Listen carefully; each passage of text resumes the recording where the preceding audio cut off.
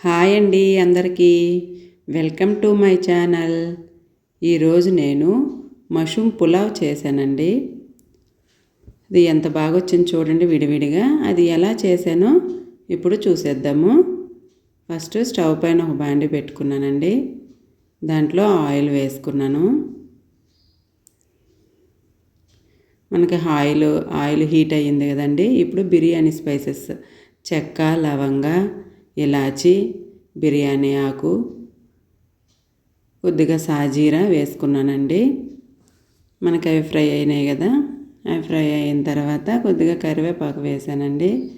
అలానే పచ్చిమిర్చి ఒక 4 పచ్చిమిరపకాయలు వేసాను. తర్వాత ఉల్లిపాయలు వేసానండి.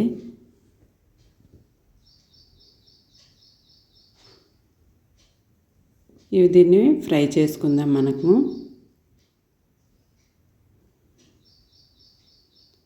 ఫ్రై అయిపోయాయి కదండి. ఇప్పుడు అల్లం వెల్లుల్లి పేస్ట్ వేసుకున్నానండి. దీన్ని కూడా మనం ఫ్రై చేసుకుందాము. ఇప్పుడు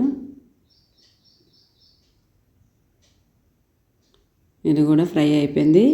ఇప్పుడు టమాటా ముక్కలను వేసుకుందాం దీంట్లో. దీన్ని కూడా బాగా మగ్గనిద్దామండి మనం టమాటాలని.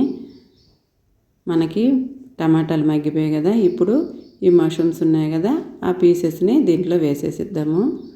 నేనైతే కొంచెం చిన్నగా కట్ చేసేసానండి, పెద్దగా అయిపోతాయని.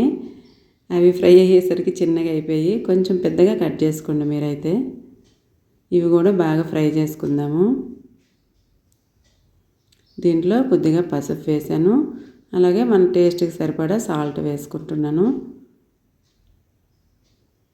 దీన్ని బాగా ఫ్రై చేసుకుందాం, మగ్గనిద్దామండి దీన్ని కూడా. చూడండి మనకు బాగా మగ్గిపోయినాయి కదా. ఇప్పుడు దీంట్లో గరం మసాలా వేసుకుంటున్నానండి. చూడండి దగ్గరికి అయిపోయింది బాగా.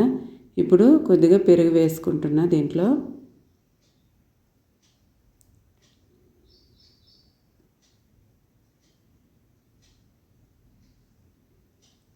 ఇందులో కొద్దిగా కారం కూడా వేసుకుంటున్నాను.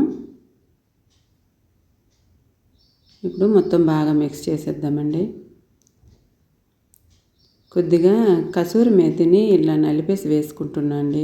బాగుంటుంది టేస్ట్ కసూరి మేతిని వేస్తే. నలిపేసి వేసుకుంటున్నాను.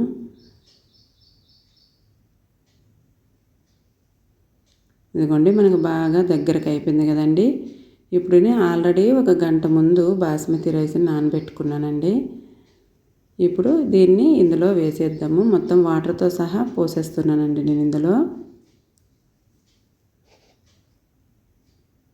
వాటరు, బియ్యము మొత్తం వేసేద్దాం ఇందులో.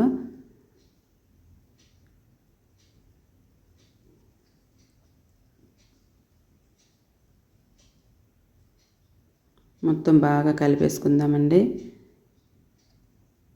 అలానే కొద్దిగా దీనిపైన కొత్తిమీర, పుదీనా కూడా వేసుకుంటున్నాను నేను.